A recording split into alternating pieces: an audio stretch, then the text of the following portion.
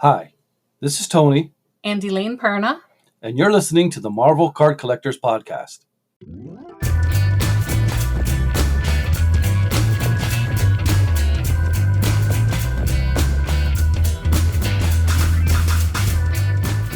Hello everybody, my name is Ian Taylor and welcome to the Marvel Card Collectors Podcast, brought to you by the Marvel Cards Fan Collective, an awesome community of card collectors and creators. With me this week is my co-pilot in all things Marvel cards. He's the big spoon to my little spoon. It's Norrin Rad. Hey, funny How you doing? enough, the same.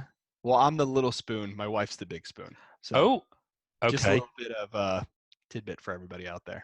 Wow. Maybe that was too personal. I'm starting to think that was too personal. Oof, I'm having to take a moment. Is Yeah. now the appropriate moment to tell you I'm not wearing any pants? Yes, it is actually. This is the exact right moment. Now, when I say pants, I'm not talking about pants. I'm talking about underpants. I'm going commando for this episode, my friend. Well, then you enjoy yourself. You I look am. a lot freer. I do. I do feel freer. I'm. Truth be told, I'm in my PJs. My So am I. pajamas. So we're living the life. So we record Marvel Card Collectors Podcast. We record in our nightwear. See, let's see other people top that. It's got to No, be done. It's got to be actually, done. No, It's let's gonna not do happen. that. Let's not do it. How are you doing, my friend? I am good. I am Now- living the dream. This episode will drop after Thanksgiving. Oh, that's So right. how was your Thanksgiving? Amazing. It Tell was me what so your good. future holds. We ate a lot of food. Good. I got food poisoning. I don't know how. So I did have to be rushed to the hospital, but I made it after lots of pooping. But I'm okay now. So Okay. yeah. Did you eat the japple or whatever it's called? The what?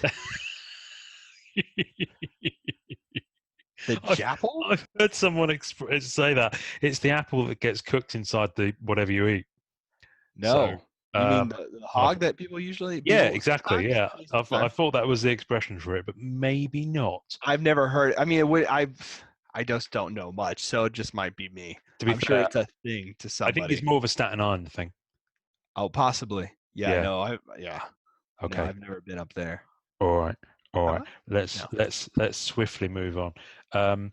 So we just come fresh off the back of a few bonkers episodes. Actually, we obviously had a Halloween episode, Yeah. which was great and lovely and wonderful. Super creepy. Very fun. And then we had the episode where you were indisposed, and we had the two guys at the con, the Akron Con. Two amazing guests. Jaylyn Warner and Sean Forney, who are definitely coming back on the podcast, folks. We're just trying to arrange timings with them Excited. now. And then the last week, obviously, we had the crossover. We did, which I episode. really, really liked. So, which hasn't dropped as we record, but I'm really keen to hear what people think of that, because obviously that means there's a week where people won't have our episode, but we're kind of on his episode. So hopefully the idea is that people went and checked out his episode and maybe have subscribed to his, and maybe some of his guys have come over to listen to us, which would be really cool. Cross-pollinate some audience members. Yeah. That's a good idea. Exactly. So I figured it'd be a good thing, but we are kind of, singing from the same hymn sheet, just different things, Marvel, Star Wars. I mean, you could say, oh, it's all Disney. Well, it wasn't always all Disney. It's only in the last 10 years or we were so. there before it was all Disney. Yeah, we're old school, my friend. We're OG. Old school. Yeah. Super edgy. So I really enjoyed that. So thank you, Greg, for that. So nice, by the way. That was so much fun. He's a really nice guy. I mean, I really like him. Yeah. We did talk quite a lot that wasn't on the episode, actually, which I kind of wish. Well, I kind of wish we'd included some of that. Although I say that but at this point we haven't heard the part 2. We obviously lived it, but I don't know what he's going to include in his part 2. So maybe the part where we told him that we were outside his house as he recorded, and he got a bit scared because that really freaked him out, and it was a bit creepy. In retrospect. It was a good time, though. Yeah, it was a good time. It was fun. I'm glad you flew all the way over here just to go do that with me. I did. It shows real dedication. Yeah, I didn't wear any pants then either. Yeah, that's right. No pants. I remember. So this episode is brought to you by the wonderful, wonderful opening vocal talents of Tony and Elaine Tony Perna, and Elaine Perna. who, quite frankly, are rock stars in my They're book so cool. in this game. I really dig them. I will say at the top that I think Tony and Elaine, I think they've been around as long as I've been back into cards. As in, I remember seeing their sketches on the Masterpieces 2007, 2008 Yeah. set. I'm not sure if they were on 2000. They were in one of them because I've got a Tony card from one of those sets. But they were active then, Right. and I don't know, if there were sets before that they were active on as well. But really nice guys, and they so what happened was I asked them a while back about doing the intro, and obviously they're busy, and I think one of them had a throat thing going on, so they didn't want to do it, obviously sounding really creepy like this, really cross.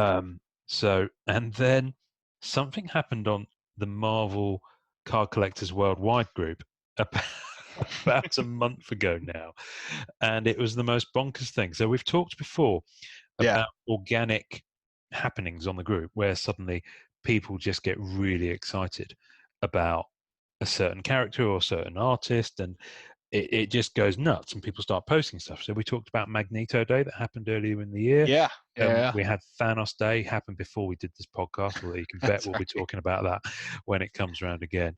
I'm sorry, I'm going to have to pause. I'm in a hotel room as we speak. Okay. Because that's kind of how I roll. And basically, because I've spent so much money on cards that my wife has kicked me out. That's not true. I'm away on business. But you have your cards, though. And right? It's pretty. I have my cards, yeah, of course. I'm going to roll around naked on them on the bed in a moment. The True freedom. The aircon unit, and it's been on warm because it's a really cold, crisp late autumn day here in London. The aircon unit has just switched to cold air. I don't know. I have no idea why. So if you're in the ninth circle of hell, man. If I die from exposure during the recording of this episode, that's why. Cards. Wait, what? You can take my cards. Did I say that? I didn't say that out loud. Listen, seriously, if I pop off tomorrow, dear, in the will, they're probably going to go to you because I. No, you bury them with you. Well, like no, a rock star. I don't. I want other people to appreciate them and love them. I mean, there might be a couple that go to the grave with me, but I'm going to get cremated, and I'm not going to be. I think I'm probably going to be cremated. Why are we talking about this anyway? So Tony and Elaine Perna. So back. To the meat and potatoes of the episode. This is why we go off on tangents. This is why we go off on tangents. It's all my fault. It's The 29th of October, a day that will live in infamy. And as I talk, it's popped up on my screen. Your request to join Perna Studios has been approved. Yes. Achievement unlocked. Made it. So I just applied to join the Perna Studios group, which is, by the way, where you go. So go onto Facebook and search for Perna, Perna Studios, which is a group. And it's Tony and Elaine's creator-owned work, sets that they put out themselves. So, and you've basically got to go there and throw money at them and appreciate their stuff. So on the 29th of October, someone posted a sketch. I can't remember who it was. It was probably one of two people. It was probably either Rick Ortiz or Jeff Fenwick. Both of them are regular and brilliant contributors to the group and post sketches on a daily basis in our sort of hashtag pass the baton thing. Yeah. And so just out of happenstance, a couple of people posted Perna sketches on the same day, and so someone said, "Oh, this is great. We should do more of them." And I just posted hashtag Perna Day, and it just took off. Yeah, and it did, and everyone was throwing down. Even you got in on the act, Mike. Yeah, I did. I ran too. It was funny. So because I was preoccupied like the whole day, but I kept checking in.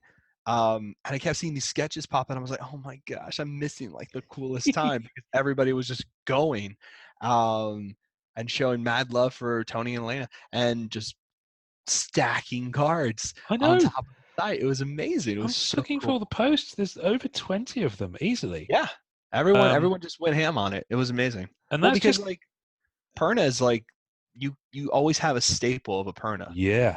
Elaine or Tony or both if you're lucky. You always keep a staple of one of them in your collection. I know I did. Like I commissioned Tony. I went out of my way to commission Tony to get a surfer AP. Because I couldn't grab one which was gone on eBay. Also, I wanted to have the experience of being able to talk to him personally, him and Elaine, which was just awesome. Just the best people to speak to. Well, I'll tell you a funny story in a moment. So I'm surprised Tony's still talking to me. Anyway, so it's not as bad as it sounds, but I'm mortified to this day. So I posted. Guess who? Who? Guess what character I posted? Let me see. Yeah. Black Cat. Yeah, yeah, boy. And the Tony sketch I posted first because I just had it to hand because I previously posted it as a Sunday sketch masterpiece. It's a Marvel Masterpieces 2007 sketch card that Tony had originally done black and white. And so it went into packs and it came out of the pack. So whoever broke it and found it and released it from its prison sent it or it somehow got back to Tony and he colored it in what's called aftermarket. So for those who don't know, aftermarket is where the original artist, usually the original artist, I believe this refers to, although I'm sure someone will correct me, but my understanding of it is the original artist goes back and makes an amendment or an addition to the piece. Yeah, I think that's what it is. Because it's the original artist that's doing it, it's kind of, I believe it's counted as a kosher thing to do, for want of a better word. Legit. There we go. Legit will be the word I'm going to use. I bought it off eBay having been coloured. So it's a really nice black cat. But I remember posting it, and then I got a message from Kevin St. Jack. Kevin won. Who, quite frankly, it amazes me the stuff that he's got tucked away. He is a sneaky one. That guy. He's a resource. So no, he clearly doesn't own the card because I've got it. Right. Yeah. But he had filed away somewhere a photograph of it, black and white. Oh, what a gem! Before it was coloured. So I've got that as well, which is great, which you've not seen actually. So no, I haven't. I'll just quickly forward it to you now whilst we're on the. I was going to say on the blower, but we're not on the blower. We're on oh podcast. Shoot, that looks good. So that's the black and white one, and then Kevin sent me this. Let me just send this to you which means nothing to our podcast audience. But what I'm looking at here is a Dangerous Divas incentive, because you can see Rittenhouse Archive had this gold seal that went on top of their incentives, which kind of sealed it. And for the Dangerous Divas set, I believe this is Dangerous Divas 1, looking at the date, 2011. There were incentives that I think it was just Tony. I'm not sure. I don't know if it was Elaine as well, but and they're sort of decades one. So this one says 1980s, and it says Perna 11 at the bottom, and it's Black Cat. I love that. In a classic 80s kind of thing, and it's just a really nice, balanced, well laid out card. Lovely. Really nice card. Really so nice. I'll put that on the tasting notes.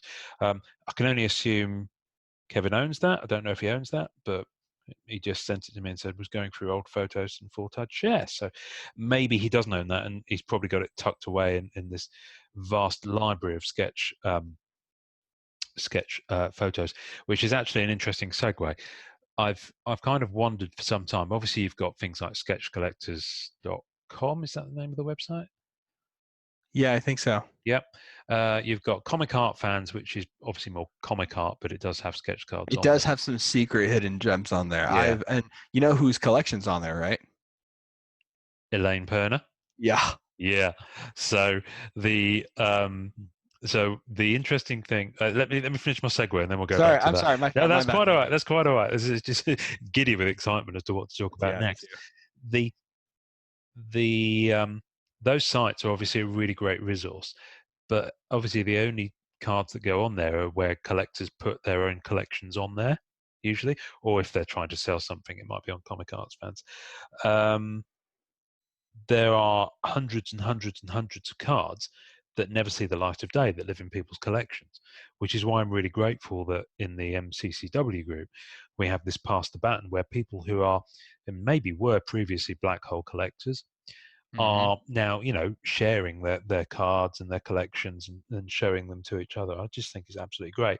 I think it's But great, yeah. it makes me wonder how many of these JPEGs Kevin and people like him have got stashed away that just, might not own the cards, but there's an interesting concept about, okay, what if you collect pictures of sketch cards? You might not have the cards, but that's some resource in and of itself. Well, I'm about to Having all blow those your in one place. mind. Go on. I am Blow one it. of those people. Oh, Before I started collecting, yeah. when I was early 20s, I didn't have the cash. So I was on the old, I don't know if you remember this, Sketch Connection. I forgot what it was called. Or Spider, like Ed Spider-Man, or somebody's Spider-Man sketch collection. These are like older websites that are completely off the grid now and really hard to find if not shut down. Yeah. And photos are missing and stuff like that. Man, I was printing up a storm. Really? Yeah, no kidding. I was literally looking at all these pictures to store them. But what I hear from black hole collectors that's even crazier Did you is that just say black hole collectors? black hole collectors. I thought you said black hole. No, Oops. that's really, we're going to delete that. Yeah, we are. The other crazy thing about black hole collectors is that they're taking snapshots of eBay listings. Mm-hmm. Those are the ones that are tripping me out. Yeah. All the kind of archiving of what things sold for, where they are now, the eBay users. I know Kevin has tons of that stuff. Yeah. Just stacked away, which really blows me away. Like most of the collectors I've seen that are old school do that kind of cool work. Well, because remember, he was telling us that most of them had to like order sketch cards through snail mail and like trade with each other through that way. Yeah. So there's a lot of printouts a little bit everywhere. Well, when I started MCCW, back in the day when it was called Marvel Global Fans, I started on that group and I started putting content on there. Just it was kind of the first time I'd started a group, so I'll say first time. I've only started two. But you never forget your first. Fair. No. We're in a scampery mood this evening. We're in a scampery mood. I used to post scans that I still have on email attachments from. Let me see if I can remember this. I think it was K&J Sports Cards. Oh yeah. Similar. What they used to do is they used to bust cases of Rittenhouse product and then have them ready to go. They had all the sketches laid out and they would email one by one a 9-card scan because that's how much they could fit on the scanner. And to everyone who was on an email list, so you'd sign up and then at midnight, whatever time zone they were in, at midnight when it was officially released, they would start sending these out. Now, this was back in 2009, 2010, 2011. And I've still got all of the email scans from one of the sets on my email as attachments. Really? So I started sharing these. You can actually find them still if you search on the MCCW group. I'm trying to remember what I tagged them as. It might be from the archives or something like that. And you just had these 9-card scans, like pretty decent resolution, 2 to 3 megabyte images. That's really cool. All of the sketch cards that came out, and they would send them, and the text of the email would literally just have nine numbers on.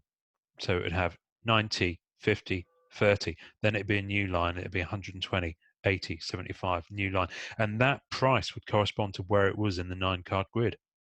Whoa. And it was fastest finger first to reply to that email and say, this character, and then it would literally be the first reply they got for a particular card would get it. So that's how I got a lot of black hats on my earliest kind of set releases. Oh, lucky. That's so cool. And it was the most bonkers thing. I remember being up because it's when Scoundrel was kind of really swinging. Yeah, And boy, that joint was jumping. And there'd be a few guys from the group, and we'd stay up on a chat room or something, and we'd just talk to each other and say, "Oh wow, have you seen the latest one? Look at that!" And if one of us had a slow connection, someone else would duck in and say, "Oh, do you want me to claim that for you?" And it was just a really nice early kind of community thing. That's amazing. And for me, it meant being up at like 3, 4, 5 a.m. To be doing because this, just to be able to get that. Yeah. And I did it for a few sets worth, and then it was I think they kind of stopped doing it after a while.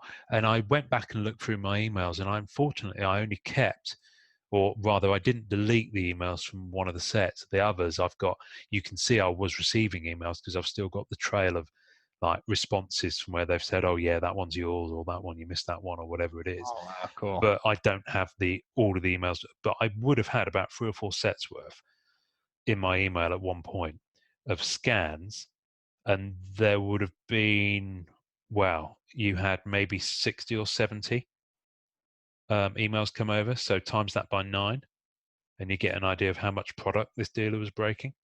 Wow, that's crazy. So hundreds and hundreds and hundreds of sketches per set. And then they do a separate one at the end with the incentives. Right. Yeah, it was halcyon days, my dear, halcyon days, where you're guaranteed a really, really decent color sketch per box. Now, of course, it's a bit more frugal than that, unless you buy Premiere. Right. You're not guaranteed a sketch per box anymore. Yeah. In all cases. Anyway, that was a mad segue. Back to Perna Day. But cool though. So Perna Day, it just went nuts. And then I found another one because I've got one by each. So as you were saying, no collection is complete without a sketch by either Tony or Elaine Perna, or both. For sure. Or both. If they double team your collection, you're in. No, Good I'm not going to say that. So the other one was an Elaine Perna card from Marvel. I'm just trying to zoom in because I've got it on my phone here. From Marvel Universe. And it's a bonkers sketch. I'm going to do the laziest thing. I'm going to hold my phone up so you can see it on the. Oh, that's webcam. A good one. Do you remember? Did you see that when I posted it? So basically, awesome. She's done it sideways. Oh, it looks good too, man. That's where the sketch. My phone's doing that thing where it turns around, so it doesn't. You can't see it, but you can see the Marvel logo where she is, and it's just a really nice sketch. So I've got one by each of them. Which lucky! I gotta get a surfer by her. It's really nice. It's really nice. Cash. I gotta do that. But yeah, so Tony and Elaine, the 29th of October, 2020, will be the second annual Perna Day on the Marvel Cards Fan Collective. So what I'm kind of hoping is that, listen, I'd hope that we can maybe talk to Tony and Elaine before then. But if not, I'd really like to try and see if you guys would love to come on either separately or together onto the podcast, and we could do an episode with you to coincide with the next Perna Day. I mean, I know that's planning ahead, but everyone's got a crazy schedule, so yeah, why not? But still, I mean, that's not But yours, the one you posted, is absolutely nuts. Yeah, the surfer. What is it? So it's an AP. Hang on a minute. It's a Marvel Begins. That's a single panel. Yeah, that's one card. I thought that was a two-parter because it's got such detail in it. No, he killed it. I mean, I was so grateful. Wow. Like, yeah, he just, it's quite a crazy sketch actually. Yeah, he, I had this wild idea where I was looking at my collection and looking at the cards I had, and I was like, you know what? I need like an origin story kind of surfer. And I really love the image of like from Kirby, where the surfers, rebelling against Galactus. Yep. The Fantastic Four Tower and fights him, and Alex Ross did something for Marvels and all that stuff. And I was like, I really want something for, my card, and I want it to look really cinematic. So I drew like a little sketch thing, and I was showing him, what I was thinking, like, Galactus in a spaceship and surfers, that kind of battle scene. And he was like, all right, let me see what I can do. And I still have the preliminaries that he drew, Oh, which he keeps, but he sent me pictures, kindly sent me pictures. yeah. I could either have gone with it vertical or horizontal. And I was kind of like, you know what? I want this to look like a movie scene. I want this to appear kind of very cinematic. Yeah. So I'm going to go horizontal. And he drew it up, and Galactus is super detailed. The explosions, you can see the trail. The Mhm. surfer looks crazy detailed. This And will this is be on the tasting notes, people, just so you know. So yeah, and he has huge buildings and landscapes and everything like that. I felt that at one point. I was like, "Is there any way on top of one of the buildings you can see like the fantastic, like a silhouette of the team fighting Galactus or looking on?" And he was like, "I'd be too small." And I was like, "You're absolutely right. Forget it." I felt so bad asking, but I wasn't sure on scope. You know, I couldn't really tell. And then when he showed it to me, I was just like, "Oh, that's perfect." I mean, I've just zoomed in, and you can see the top of the Chrysler Building, and the detail on that is incredible. Oh You can no, the see windows. Galactus. You can see the definition on Galactus. You can just about see the definition on Galactus' face. That is going to be absolutely tiny in real life. And still bright, and Yeah. still really bright, and the card looks, I mean, the picture doesn't even do it justice. And I wanted it on a Marvel Beginnings card because I thought, you know, Marvel Beginnings, Silver Surfer Beginnings, I wanted that to kind of like correlate. And he killed it. And the explosions, if you look at the explosions, which are Oh, even yeah. nuttier, is you can Yeah. see all the debris I that he know. put in there. It's nuts. It's one of the most detailed cards I have. Yeah, he was definitely always at the top of my list. I saved forever to get the card, and just delivered. Yeah, it's just awesome. What I like about Marvel Beginnings, and I've got a few of these, is that the sketch cards, the APs especially, but the sketch cards, they came in landscape as well as portrait. Yeah, So you get somewhere the Beginnings logo has been printed at the bottom, and somewhere it's been printed. yeah, and it doesn't, not a lot of sketch cards do that. Yeah, and it's really unusual. And I think this is why I kind of dig some of those Marvel Beginnings sketch cards. I've got some really nice ones actually that have been AP'd. One that I have a really nice progress shot of. I love Oh, nice. having sketch cards where you can see the progress, the black and white. Yeah, that's what he showed me. Yeah, it was so cool. I could see the ink and everything. Like I have pictures of it all. It's so amazing. I should have posted that with the post. I wasn't on my computer. Well, like let's throw it on the tasting notes if you've got it. Yeah, you know what? Let me find it. I know I have let's it. do it. Yeah. So Tony and Elaine, listen, we're gushing over you. Yeah, sorry guys. In the nicest possible way, but there's a rogue here that Bill Berardi shared from Marvel Premiere 2012. Damn, that's good. There's there's some funny. good stuff. Loads from There's Jeff. some great stuff, and they're so good. They even have their own card series, which I would feel guilty not making reference. I know we're totally Marvel. Talk about it. No. Go ahead. Definitely something we should point out because I drew over their stuff constantly. Yeah. And you know what's the craziest thing is that Perna's, both of them, they're so integrated in the world that they know everybody, and they're such an integral part of the kind of like sketch card history. Yeah. That craziest thing is that the artists, so they have their sets. So just to clarify, so they have a couple of different sets. They have classical mythology mythology. They have a Halloween set. Yeah. They have a myth and creature set as well. And there's a couple more, but they're really cool thematic sets where they sell these cards, and then they actually go ahead and reach out to the top artists. Yeah. Now they're vetted by Pernas. Like Pernas know their stuff. They know the detail. They know the sketch card, what it takes to do really well done sketch cards in terms of composition, coloring, positioning, and so forth. And they get these dream team artists on these sets. And they just recently came out with Hollow Ink, and they're a black and white.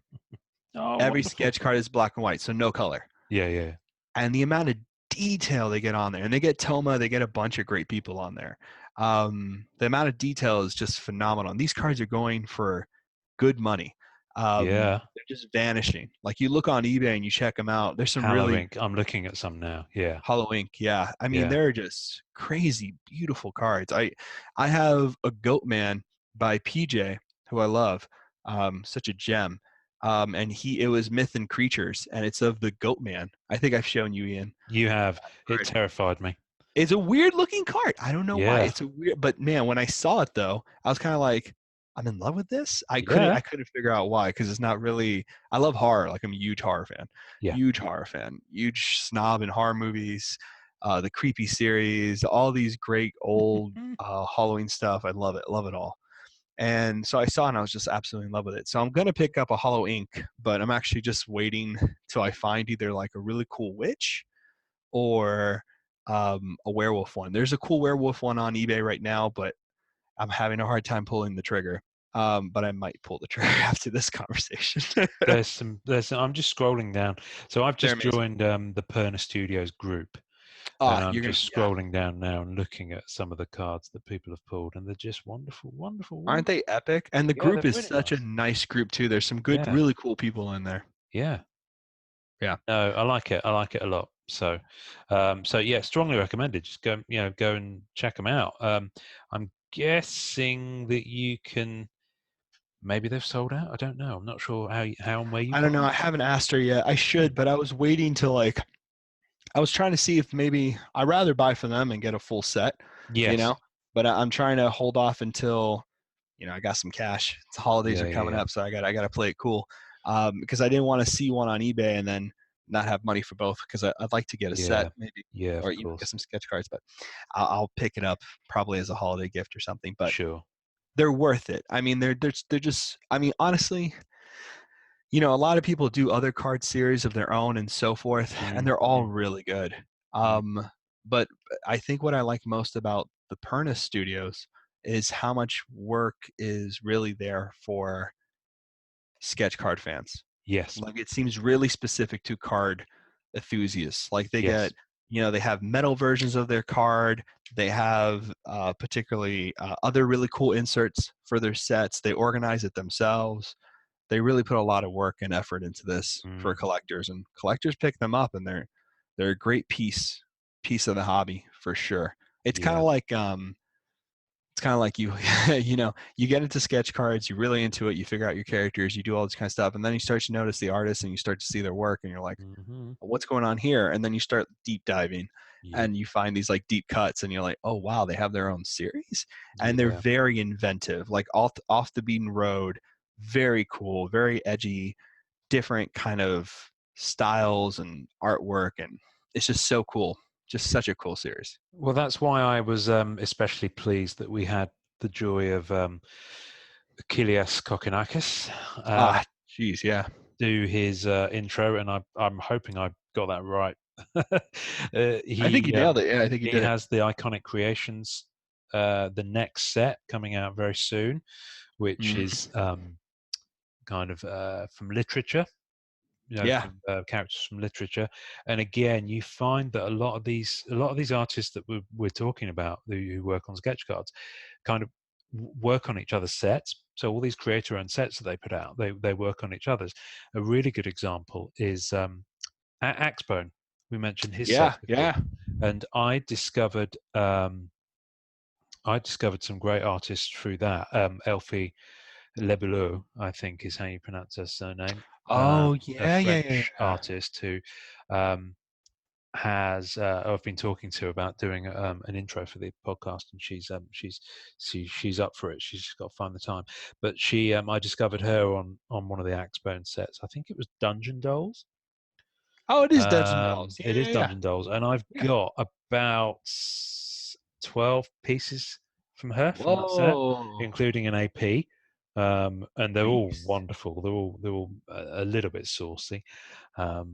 Saucy with some top half activity without much clothes on, and for want of a better expression, but they're stunning. And in the same way that I'd already picked up on Scott Barnett's work from the Rittenhouse Spider-Man Archive set, and then I went after his on Axbone's first set that he did, which was Treasure Chests and Booty. So I've That got name. it's a brilliant name. I had to be careful I Good name. pronounced it correctly. The number I've probably got about 15 of Scott's pieces from that, including an AP Wow. and the original artwork for one of the base cards. Because Whoa. with Axbone sets, the artists that did the sketch cards, a lot of them did art that was used for the base cards. So certainly for the first two, I think, Axbone sets, they were 50 card sets, and then you got a sketch with it. Now he's trimmed right back, so when you buy the last 3 or 4 Axe sets have been, I think you got 8 cards, and the 9th was a sketch. Wow. So it was kind of a nine card thing. I like 9-page thing. That's really which cool. I think was just a little bit more manageable in terms of production. Yeah, I would think so. Yeah, getting them out there. But those original kind of 50 card sets that he did were just awesome. And I think the first one, Treasure Chest and Booty, had about 6 promos. So he was properly modeling after what Rittenhouse were doing in terms of, like, you had a promo at a certain con, then you had a promo at another con, then you had a 6 card preview set that you could only get in by a certain route, and they're really nice. That's really cool. I do believe I have a spare set, actually. So if you want a set, I'll get it over to you. I mean, yeah. Let me take a look, man. Yeah, no, they're just nice to own. They're just really nice cards. And I remember there's another artist who, I don't know if he's still active, and I think he's based in the UK, but he kind of popped around Rittenhouse 2010, 2011 sets. An artist called Jack Redd, R-E-D-D, who did some amazing work. And then he started doing his own creator-owned stuff, and it was Dark Zodiac was the set. Oh, wow. And that was an awesome set. But he started doing a mini little kind of a magazine that was trading card size called Sketch Life. And when you bought that, you got sketches with it. Wow. So it was kind of like a trading card pack that was a tiny little magazine, printed the size of a sketch card. Damn, that's cool. He only did about 3 or 4 issues of it. Wow. But again, I think I might have a spare that I can throw over to you. So I'll get that over to you. Making out like a bandit. But Red Life, and then he did some other stuff. And there are artists like, in fact, I've got an Elaine Perna piece from Dark Zodiac. Really? Which is good. And Dark Zodiac was literally like fantasy erotic art based around the signs of the zodiac. Oh, that's kind of cool. And there were base cards. So each time you bought one, I think you got base card. Then there was a chase. So it was kind of like Marvel Weekly, in that there was a base and 2 chase. And I think there were 3 or 4 per sign of the zodiac, and then it went to a different one. And then I think I got the whole set, actually.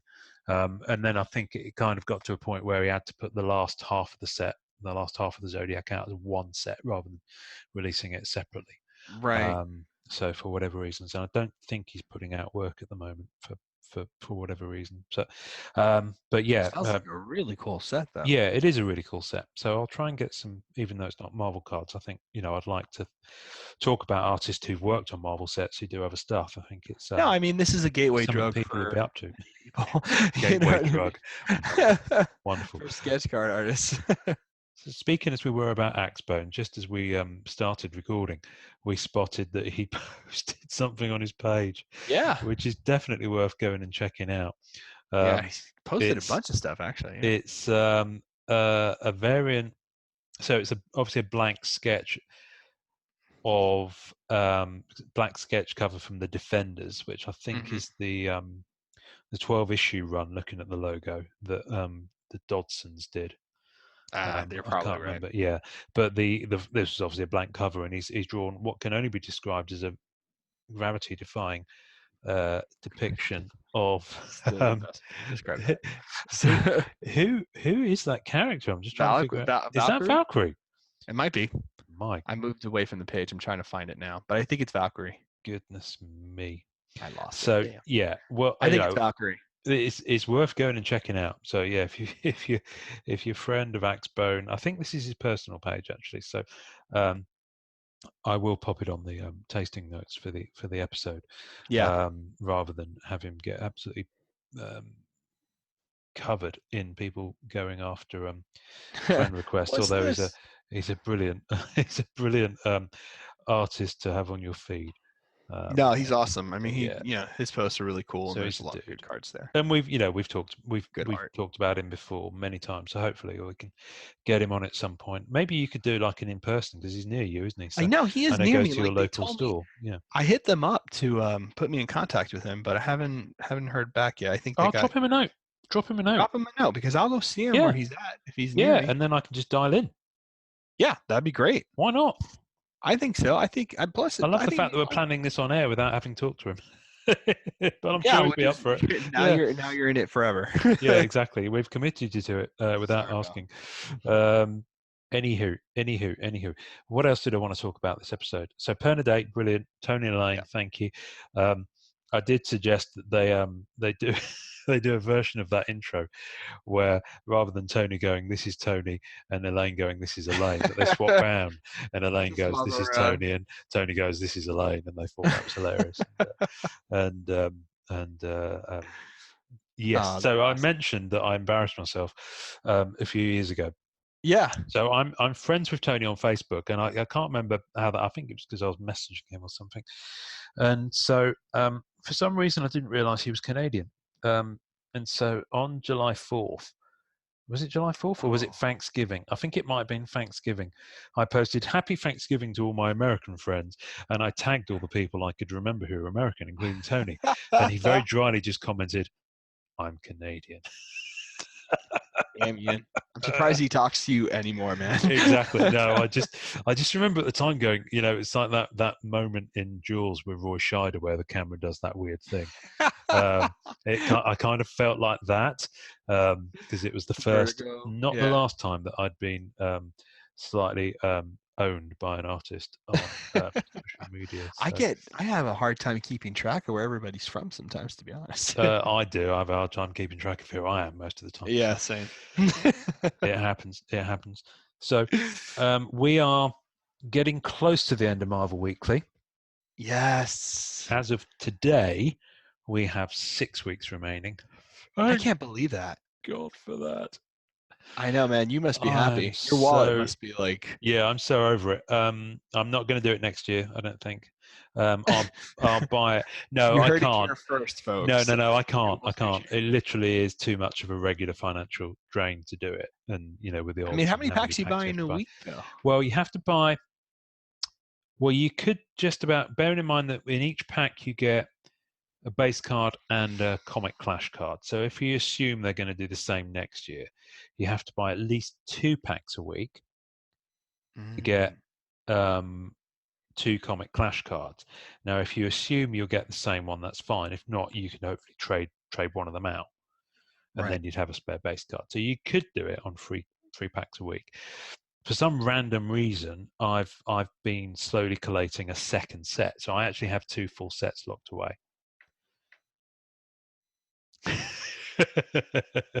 Damn, Ian! I can see your face. So I didn't know you were going like that. Yeah, so I've actually got. Well, you say 2. It doesn't include the negatives. So I've only got one set of the negatives. I was like, damn, man. Yeah.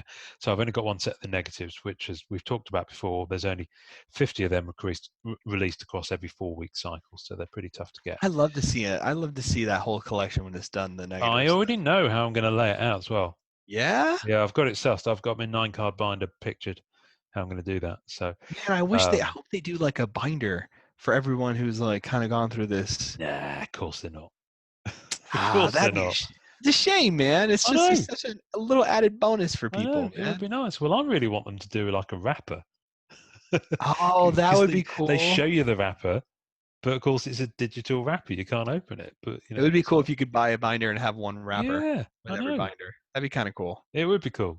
I think people would be more inclined to do the EPAC thing if there was more of these like website exclusives. You know what I mean, or something like that.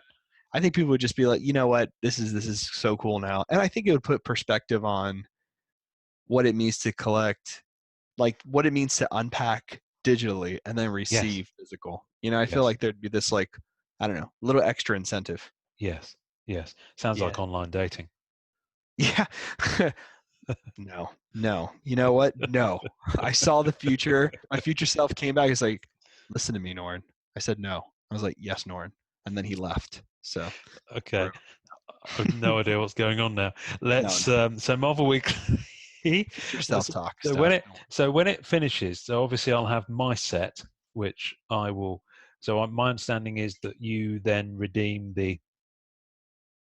So with every 4 weekly base cards, you can get an achievement card. So you then redeem them for an achievement card. So every 4-week cycle, you get achievement card 1 with cards 1 to 4, and then with base cards 5 to 8, you get achievement card 2, etc. So there've been 9 cycles, so there'll be 9 of those achievement cards. So already they've got the 9 thing going on. Yeah. So I take it all back up a deck. That's perfect, because Smart move. you can lay it out. If you think about the binder, with every week there's 1 base card and 2 CC. So you can literally do it in the binder page. Across the top row is card 1, and then it's CC1, CC2. Then you've got card 2. You can do it like that, and you can just lay it out like that. Or you could put, all the base cards together, and it would easily fit into however many times. So it's 36, so that's 4 pages, and then you've got the CC cards, which would be another 8 pages. Then you've got the 9 achievement cards, that's a page. You've got the 9 negatives, that's a page, and then you have the frozen in time. There's 2 cards that you get. One where you redeem all of those 9 achievements you got from the weeklies, and one that you get if you redeem all of the CC cards. So they're called Frozen in Time, I believe. There's a Captain America and an Iron Man one. And then I'm not sure exactly what combination of things you redeem at that point. But then if you've done all that, you can also then get a sketch. And that's what people are going nuts for, because it's a Mitch Ballard. So everyone's trying to get a So fix that's on that. why the people who really go after sketches on e-packs, who are absolute madmen, to the number, there are people who are going nuts. So if you think I'm crazy having 2 sets, like, one for me, want that sketch set. there are people who are literally collecting it and harvesting all those just to get more than 1 shot at a sketch. Wow, so they can really see their odds. Yeah. So I'm purely doing that second one to get that to then trade. So for that sketch. Yeah. So I'll either sell or trade the lot without having redeemed the sketch. In which case, it's potluck, because once you get that and I transfer it to you, you can then do the redemptions and then see what you get. Or I can redeem the lot and then do the sketch and then the physical cards as a separate thing, but they've already been redeemed for someone who wants the full set in one go. So I think I'll do the latter. Yeah. Don't know. Why not? Who knows? But Very cool, I won't. I don't think I'll do it next year, because, and if Black Cat comes into a cycle, I might do it. What I'll probably do is I'll wait until the end and just get set from someone who's gone through the whole process and redeemed it. Yeah, because that might just be worth it at the end too. Yeah, because there will be people, of the hunting. all the people that buy the sketches, whether they'll keep the sets or not, I doubt it. No, they'll sell all their extra sets. Exactly. So what you're that going to stuff find will come up on ComC. Yeah, you're going to find sets being dumped. Yeah, 100%. Yeah, I mean that's what happens, and anytime you have these kind of collectors and collections, once everyone's done pulling all the one of ones or any of the things they were hunting, there's a huge influx on ComC of getting base cards and all that kind of good stuff, and for eBay. So and eBay, eBay also being the other. There'll be a fair few on there. So but I know a few people have already got some of the physical cards in hand, and apparently they look really nice. That's good to hear. I was going to ask you about that, because I think we saw someone who had them. I forgot if it was Bagley. Stephen Bagley's had some. Good evening, Stephen. And Amanda Z, the graded gamer. Amanda Z's the best. In hand, because I've seen them on her feed, and they just look really nice, and she's chuffed to bits with them. So she knows how to handle the cards too. She's a bomb. Yeah. So if she's chuffed to bits with them, then that's all I need to know. I know they're going to be sweet. That really is. Yeah, it's true, right? There's that. And what else is happening? So Marvel Annual, the Pack Wars thing is still happening. So they've got some weekly incentive thing with that. Whereas if you play each week and you get in the top 100, you get a card. So they've kind of got this thing that will keep you coming back and buying them every week. So Upper Deck have kind of got that nailed with Marvel Yeah, I Weekly mean, and Pack Wars. You know, people it's are like, playing it, so it's working for them. people That's are playing nice. it to the tune of like, the top 5 or the top 10. It varies depending on each week. But Thursday through Thursday, they have like a weekly leaderboard thing. And Oh, if you're wow. in the top 5, so if you're in the top 100, you get the achievement card. And that just automatically gets added to your pack account. And Wow, that's pretty cool. you can get that achievement card because top 100, there aren't as many people playing as you.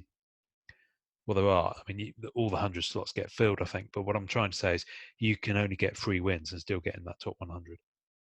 Yeah, So Kevin was it's not. just getting there, Yeah, right? So James, you just sent us some good stuff. he did. So there's that. But when you really go for it and you want to be in that top 5, I remember the week before last, the sketches were pretty tasty.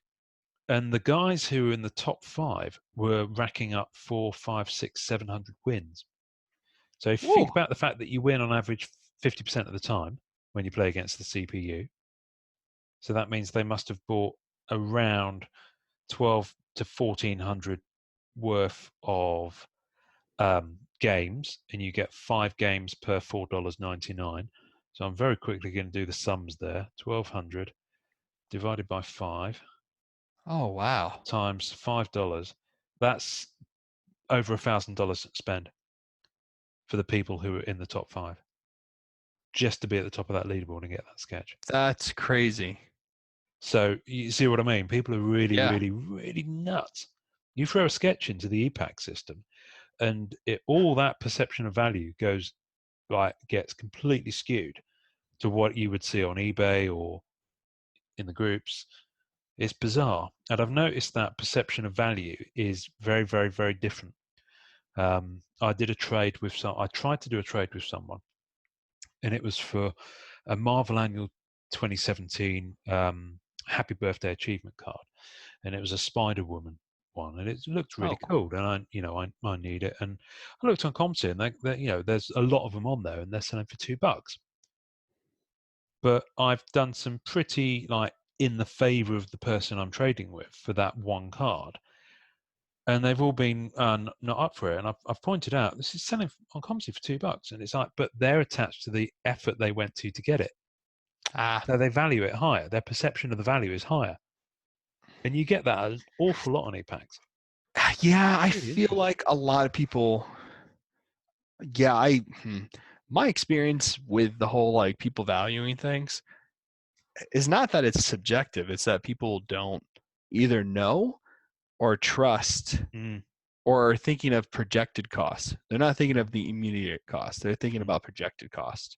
Yeah, that's been my experience too. That's a little, people value things differently. Yeah. It is how it is. Yeah. But yeah, that's pretty interesting.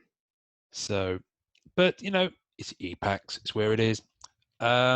True. Wow, you just sent me a link to this amazing Marvel Dangerous Divas incentive sketch by Tony Perna that's on eBay. That's your 2000s. Wow. That's Black the 2000s. Cat. So I can't buy it. No, I mean it's expensive. But, No, I can't buy it. It's got Spider-Man on as well. Oh, that's right. You have that thing. I've got to have Black Cat all to myself. Moon Knight's on there too on the billboard, which I love that he did that. Wow, that's nice detail. So we'll pop a picture of that up as well. Yeah, that's a pretty cool detail. I thought, yeah. Oh man, damn! I forgot you don't do that. It's pretty cool. Yeah, I don't know. It's just me. I'm just weird. I think that's cool though. I mean, I think that's awesome. I have my limitations with Surfer too. Yeah, that's how I keep myself from buying everything. You got to set some boundaries. I have some to. rules. Otherwise, I'd be in debt. Welcome to the club. Yeah, seriously. Yeah. No, I get that. So, on a future episode, before the year's out, I want to talk about. I'm going to pin in it now. I want to talk about some older sets. We know some of the cats listeners have said that as well. So, I'm going to start with the one I know the most because I own it, Spider-Man Archives. I'd love to start with So that. we're gonna have a look at that one, and so do your homework, boy. I'm done. I'm in. And we're going to look at that one, and I've also got on my radar to talk about Legends of Marvel, which you may or may not have heard of, and it's gone under a few people's radar as well. Wait, Marvel Legends or Legend of Marvel? Legends of Marvel. I guess I haven't heard of it. Have I? It's a Rittenhouse one. Legends of Marvel. Yes, but we won't talk about it now. But that's Okay. coming. I'll do homework. And finally, tell me about I meant to ask you this at the top. You had an acquisition this week. Yes, the amazing and wonderful Jeff Fenwick hooked up a brother. Yeah, so I have the What If Defenders and Defenders, the signature variant for Silver Surfer from MM16. Mm-hmm. And I got lucky that both of them were 1-ofs. So the 1 of 50 and the 1 of 10. Yeah. So I have the pair, which is, luck, just dumb luck. I paid high for the 1 of 50 to have that number. And then the 1 of 10 was the one that came up that I was able to snag. Nice. So I was looking for the other ones because, I put out there for people that I would swap. I'd swap them a card and pay them a little cash to get the swap. Yep. And, the gem Fenwick hooked me up and, hit me up and he was like, okay, if you want to do this, we can do this. And I was like, all right, done. So I shipped him my card. I was like, fine. And the really ridiculous part too is that my Orange Surfer was 04 of 99. Oh.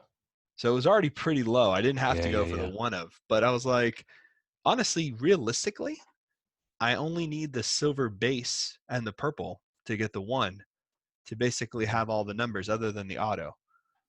But if I can get all 1s, yeah, I mean that's kind of. I mean that's cool. I don't know. That I'm a is numbers cool. person when it comes to that kind of stuff. I know other people don't care because I know it's not the first card. You're not the only one because that we haven't really talked about it on the podcast, but we will now. Alpha and Omega collectors. So Alpha and Omega. What we. I didn't realize you were going to do a jingle. I'm very excited. But I always do that. Because I was. Who was the first person to tell me about that? And then I told Steven, and then everyone else started doing it on Facebook. I think it was Armand. And then I spoke to Armand about it. He mentioned it, and I was like, "You mean Alpha and Omega?" And then we laughed. And then I think we just started telling everybody. Yeah. And so I thought that was the name for it. I thought it was the actual That's what thing. it is now. No, that's how it started because Okay. someone mentioned to me, and then I started telling everybody because I can't keep my mouth shut. And so that's what which is useful for a podcast. Yeah, exactly. Yeah, it works out. Because otherwise they'd be sitting here listening to our beautiful voices. No, to nothing. They'd be sitting here listening to. That's right. And we're back. But that's what you would be listening to if we didn't talk. So Alpha and Omega, basically. So for those who may not know, some cards that are serial numbered, there'll be say there's 99 of them. So there'll be a card numbered 1 of 99, a card number 2 of 99, etc. And some people just dig going after either card number 1 of however many it may be, and some people dig going after card 99 of 99. Or 499 of 499, or whatever it may be. There is even a guy in the group who goes after card 69. I still can't believe it, man. And he must, and the collection's big, man. Like, I think he's really got him piled on now. Yeah. Yes. No, I'm with you. I thought that was good. I was glossing over it. Greg Bobby. Or Bobby Greg. Is it Greg Bobby? I think it's Greg Bobby. I think it is. He's mad as a box of frogs, but we love you dearly. So thank you for brightening up my day. Because every time someone posts something for sale, he's always like, "You got 69? Any 69s?" My middle school self, it gets so excited. I'm just like, "Yeah, it was so funny, huh, guys?" It was really funny.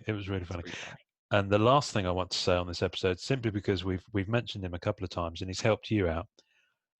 Jeff Fenwick, you're my hero. Oh my God. Jeff, will you sign this for me? Please, please, please. Big crowd. On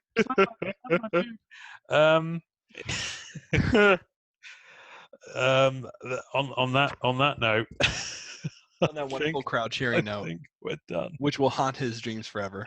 I Poor think Fenway. we're done for the week. Oh my God, Jeff, sign my boob. Wow. See, Let's- now he's gone. That's it. We Yeah. lost him. We lost him. Yeah. It was a good run. And Okay. Thank you very much, everybody. As ever, hit us up on Instagram, on Facebook, on Twitter, or on email at the MCC Pod, or email the mccpod@gmail.com, or leave us a voicemail, or leave us a star rating, or just say hello. Hello. Marvelous. All right, buddy. You take it easy. And until next time, Joy collecting, everybody. marvelous joy collecting. Joy collecting. That sounds like a Christmas carol. That should be in a Christmas. Christmas Carol jingle. Joy collecting.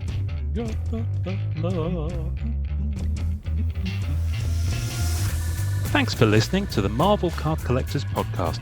You can subscribe via our home on anchor.fm/MCCP. Leave us a message via that link with questions, comments, or just to say hi, and we may even play on the show. We're also on iTunes, Spotify, and all major podcast platforms. Our podcast is at the MCC Pod on Facebook and Twitter, and you can find links on our Facebook page to the two groups MCCW, Marvel Card Collectors Worldwide, and MMC, Marvel Masterpieces Collectors. On Instagram, find us at MM Collectors and at Sketch Card Hive. The great music we use is called Rocket Power by Kevin MacLeod. Thanks to the collectors, artists, and creators who support the Marvel Cards Fan Collective. We'll see you next time, and remember, it's a small hobby but a fun one. Make mine Marvel and enjoy collecting.